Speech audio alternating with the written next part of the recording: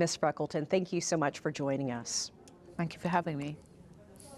In South America, we're seeing landslides in the Caribbean, hurricanes, drought in other parts of the world, and the pace is not slowing down, it's only increasing.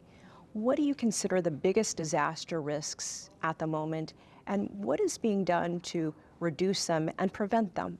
The biggest disaster risks are those that are related to climate, and these are not, withstanding other risks related to biological and technological hazards. We're seeing how disasters really are upending development across many countries. What we are trying to do as an organization is to work with countries to strengthen their strategies, disaster risk reduction strategies, particularly in ensuring that there is integration with climate change adaptation strategies. We know that with effective early warning systems in countries, we can have early action and kind of an end-to-end approach where we are increasing the knowledge and understanding of the risk profiles of countries, how we're going about monitoring and forecasting, getting the right technology to support countries to make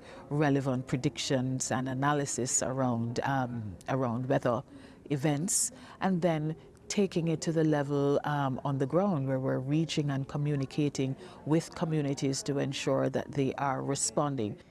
As we know, small island nations are on the front line of climate change. What are they experiencing, and how do large countries actually contribute to their challenges?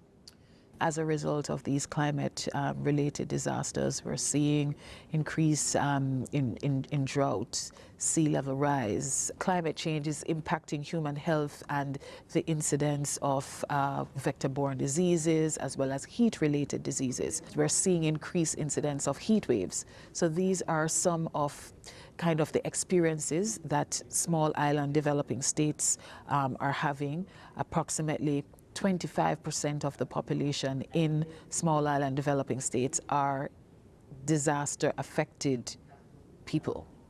SIDS and the data has shown that they are accountable for just about 1% of global greenhouse gases, yet they are the ones that are facing the brunt of climate change. How can small island nations balance growth and development, and also the loss caused by climate? Can they actually afford to invest in prevention? It really is indeed a balancing act for these countries. I think there is a kind of multi-pronged approach that would be required for countries, small countries, to be able to balance the development and investing in disaster risk reduction.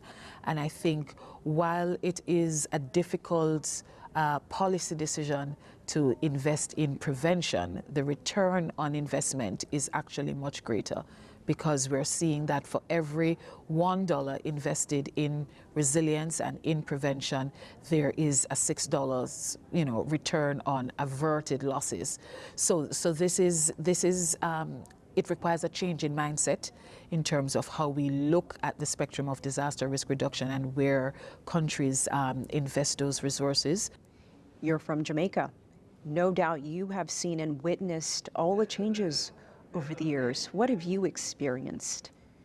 Only recently, a few months ago, a cold front on the island totally damaged several of the tourism infrastructure as a result of wave action. The sea pretty much, as we would say in Jamaica, reclaiming sections of the land, and this we're seeing how it's impacting infrastructure in the tourism sector. I've also grown to see, of course, improvements, because as a child, when Hurricane Gilbert hit Jamaica in 1988, we had total shutdown in the country. Critical infrastructure severely impacted, but over time I think the country has invested quite a bit in resilient infrastructure and just building resilience in general. China and Jamaica have agreed to cooperate when it comes to climate and development. Is that one way of attacking the issue of climate change, larger countries and smaller countries working together? Yes, that is indeed quite critical, because the focus on not just bilateral but multilateral cooperation is really going to be the crux of what is going to strengthen the resilience of countries. There's so much that countries can learn, peer-to-peer learning, in terms of the policies, the investments and mechanisms that are put in place for disaster risk reduction. And I think, given the experience that China has had over time, and also, sharing technology and capacity in technology, are critical support to countries like Jamaica, being able to share innovative approaches, mechanisms, and cooperation across a wide spectrum. Ms. Toni-Shae Freckleton, thank you for joining us. Thank you very much for having me.